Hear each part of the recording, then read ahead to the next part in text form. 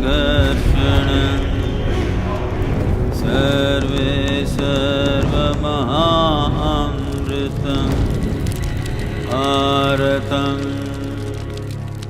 The Kali, which means the age of darkness, in the cycle of the solar system, not in the cycle of the planet, in the cycle of the solar system, it does a cycle in 25,920 years. In this, if you divide it into half, there are 4 yugas and 4 yugas, totally 8 yugas. Only the Kali and the Sat are coming together, paired together, 2 Sat yugas, 2 Kali yugas. But the other 2 yugas, the Dwapar Yuga and Treta Yuga, are separated by Kali and Sat yugas. Now this is… the yuga that we're talking about is significant because of the distance that we create between the solar system and the super sun around which it is going around. The further away that it goes, lesser the intelligence of the beings here. So Kali Yuga is a time when there is maximum distance. Because of this maximum distance, the human intellect is at its lowest. And then, as it starts moving closer, human intelligence will begin to blossom. Actually, they go to the extent of saying that human ability to understand and use the electrical and magnetic forces in the human system will get better as it gets closer and get worse as it gets further away. Today you know, your intelligence is essentially how your neurons crackle in the brain. Yes? If you see a kind of a simulated image of the brain, you will see it's crackling around. Can we put this image? Do we have the brain image, Blue Brain project?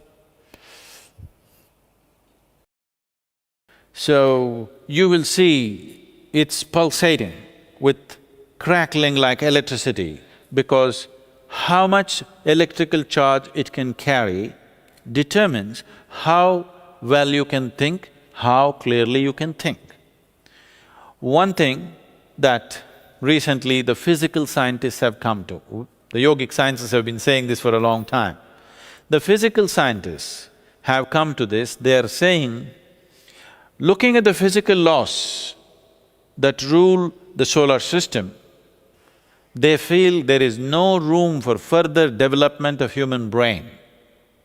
Why this is so is, if you increase the size of the neurons, it will become more capable, but it will take too much electricity. Right now as you sit here, 20% of the energy is being spent in your brain. 20% of the calories are right now being burnt in your brain, remaining 80% for such a big part of your body. 20% is spent only here in your brain, because brain is a high power-consuming part of your body. Suppose your brain became this big, you would need too much energy, you would need such a big stomach to accommodate that. I know some of you are trying, but it doesn't work that way. That's another way it works. If you create such a big brain, you will not be able to supply power to it. If you increase the number of neurons, then you could still do better with the same amount of power. But if you increase the number of neurons, then the way it is packed right now, the clarity of signals will go away. This is the case with many hyperactive children. The number of neurons in their brain is higher than normal. They are brilliant, but scattered all over the place. They can't think straight. They're brilliant in spurts, but nothing comes out of it because there is no clarity. So if you increase the size, it doesn't work. If you increase the number, it doesn't work. So they're saying according to the physical laws, it is not possible for human brain to evolve further, but we can learn to use it better. right now the way we're using it is a very mediocre way. See, that's an electric charge. So increasing the size of the brain or increasing the number of neurons are not possible, so they're coming to this conclusion that human intelligence cannot be enhanced, but it can be better used. Right now, the way we are using it is very mediocre. If more sophistication comes to the way you use it, you can increase your brain power, they're saying approximately 3,000 times than the way it is right now. 3,000 times more intelligent than the way you are right now would be incredible, isn't it? 3 times more would be fantastic. So we can learn to use it better, but we cannot evolve this brain further because the physical laws don't permit it. The yogic sciences have said this long time ago, that human intelligence and human body cannot be developed further because we have reached… the physical laws have reached this limit, because the way the earth rotates around the sun and the way the moon cycles around the earth, all these things we have reached. Human body has reached that potential. It cannot go further. But at the same time, yogic sciences once again say, but your ability to use it can be enhanced by doing variety of things. One of the things that we spoke about just now is brahmacharya. That is, you can generate that kind of energy in the system that if you had 10 brains, it could still power it. If you have 25 brains, it could still power it. You could sit here and power 1,000 brains which are sitting around you by generating the necessary energy, by raising the kundalini, by bringing your energies to full force. You can power 1,000 brains if you want. That much energy is there. So we said, there are sages who are referred to as people who had 1,000 hands, 10,000 hands. Why it is being said is, what 10,000 men could do, one man is doing. In many ways, modern technology just represents that, you know. But in a much more internalized way, a human being can be in such a way that his intelligence could cover for 1,000 people or 10,000 people or 1,000,000 people, because there is another way of generating more efficient energy within the system. The scientists are looking at how body generates energy in its normal condition, and they're saying, if you have a little bigger brain, you won't be able to supply power to it. But there are other ways to generate, and you don't need a bigger brain, you don't need more neurons, you need more energy. If you had more energy, more refined energy, you would see, if you had to light this hall, there was a time you need 5,000 watt bulbs we were using. Today, you use 100 watt halide, it's on. Now, this hall is going to get… one of our meditators is sending it from United States to us, he manufactures the very powerful LED lamps.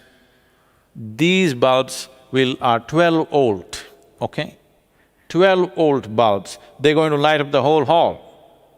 This was unthinkable just 5 years ago. With 12 volt bulbs, you're going to light up such a big hall? We are going to do it. So with very little power, we are lighting up things because the way we use the power and the refinement of how it happens enhances our ability to use it. What goes for a LED lamp definitely goes for the human body and human brain. So that's what yoga is constantly exploring. So Kalki is to come to end the age. To end the age of darkness, he's supposed to come. See, the nature of time is such, nobody need to begin it, nobody need to end it, it goes on anyway. Nothing may happen to you in your life, But time will pass, isn't it? There's one thing you can be guaranteed of. In case you get some boon and become immortal, you may even become immortal, but you can't stop time from passing on, isn't it? So nobody has to begin an age and end an age. It is just that they said Kalki will come on a white horse, winged. So if horse has wings, it's a no good horse. Horse should have good legs. No? Am I saying something wrong? A horse should have 4 good legs, that's a good horse. A horse which has wings is a lousy horse. Yes or no? So obviously, they were talking about a white horse metaphorically, not as a horse. It is a metaphoric thing that brightness will arrive. When the age passes, the darkness will move out and brightness will arrive, and it will destroy the darkness.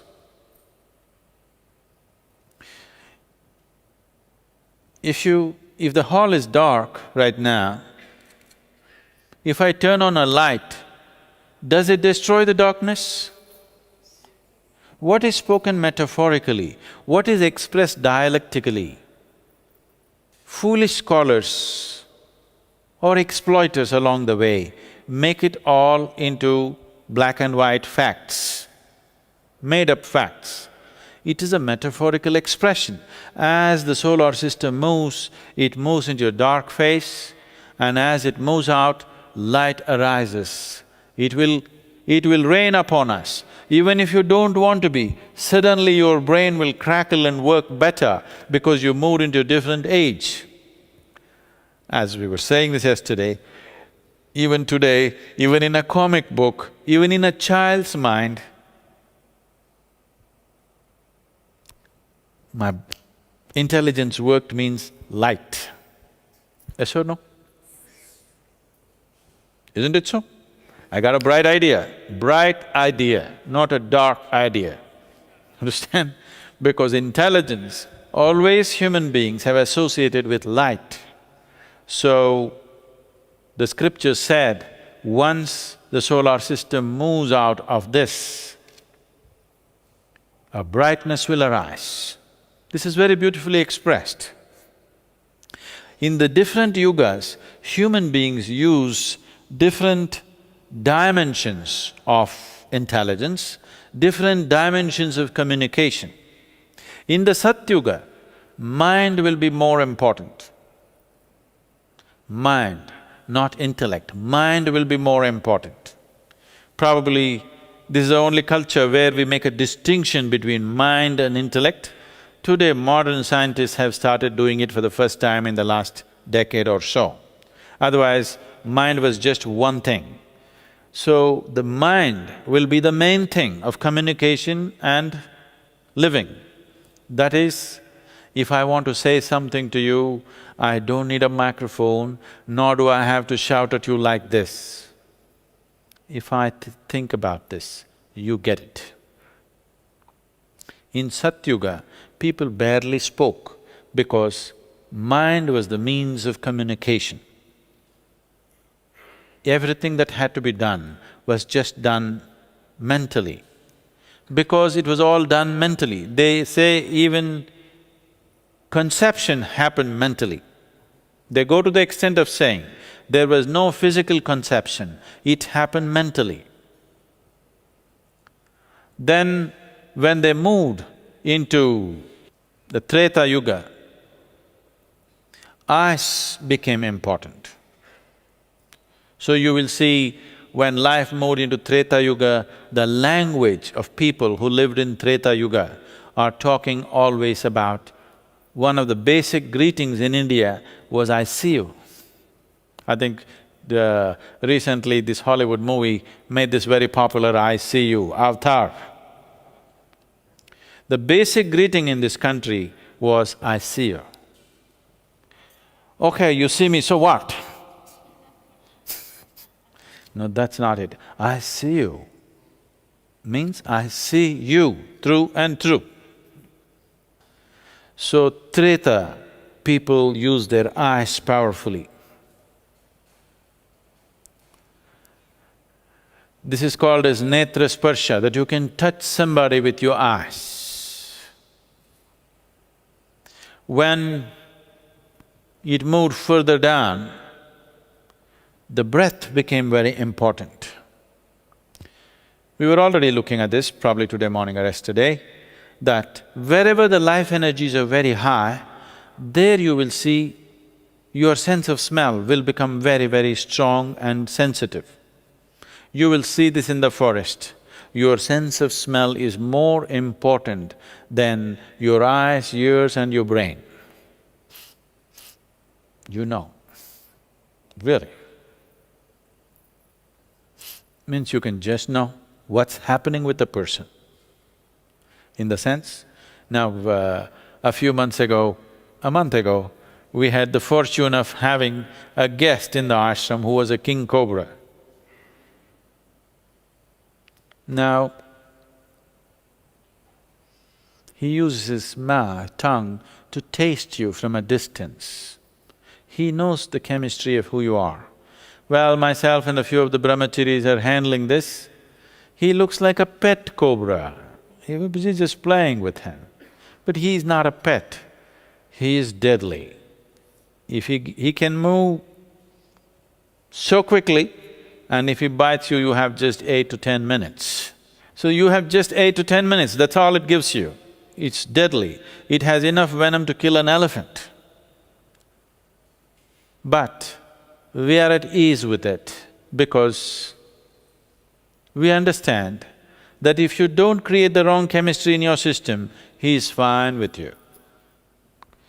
Cobra is the only creature who is so sensitive to your chemistry. All carnivorous animals and almost all wild creatures are sensitive to your chemistry, but particularly a snake is super sensitive.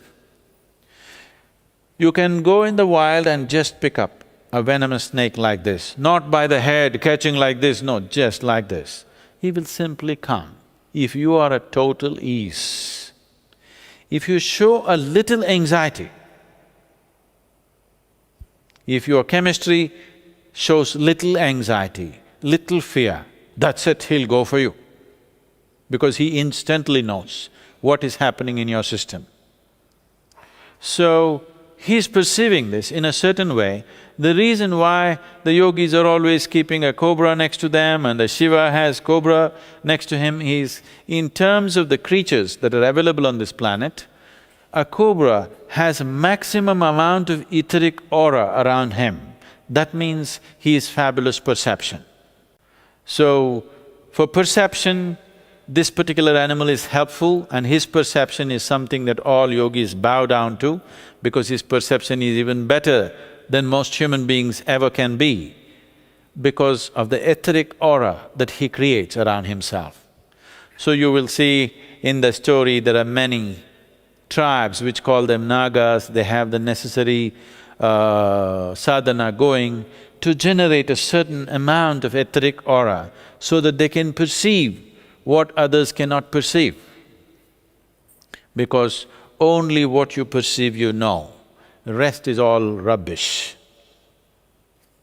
Yes? It may be said by me, it may be said by a god, it may be written in a scripture, but it is all rubbish unless you perceive it. These dimensions of perception, mental perception, visual perception, by smell, and now, when it comes to Kali, human beings become totally verbal, their mouth becomes the biggest thing. So you need to understand this. The solar system is going through the yugas like this. If you are in tune with it, you are also going with these yugas. If you are above it, you can stay wherever you want. If you are stuck in your own things, the planet may be in Satyuga, you may be in your Kali Yuga. So every individual is still free to either transcend the yuga or be trampled by the yuga, or ride the yuga as it is. All the three possibilities are there. So Kali, or the end of the Kali, Kalki is supposed to come down on a white horse with wings. Don't get yourself a horse with wings, get yourself a horse with legs. This is funny, isn't it? But it was metaphorically spoken because the light or the intelligence need not necessarily come from you, it is coming because of a heavenly possibility, because the solar system is moving out of that phase. Your intelligence will come out bright and it's a gift from nature. It is dropping upon you. It is a celestial gift. Because it's a celestial gift and there are certain constellations which are seen as a flying horse. You know this? There are certain constellations which are seen as a flying horse. They said it will descend upon you and destroy your darkness. If you want to destroy darkness, nobody needs to fly on a horse and come down. If you just turn on a small light, darkness gets destroyed. Darkness is the most fragile thing. But even that people can't get rid of because they're employing wrong methods. Suppose we turn off the lights and it's dark and you decide, suppose this hall is dirty, if I tell you clean it up, all of you with great enthusiasm, if you go, probably in 15 minutes' time you can have the hall cleaned up. Now the hall is dark, then I tell you, get this damn darkness out. If all of you go with great enthusiasm, till you die, if you do, still it will not go. But if you turn on a light, it will go. That is the nature of darkness. That is why a light being on a flying horse came down and took away the darkness. Unless you have still allowed it to live within you.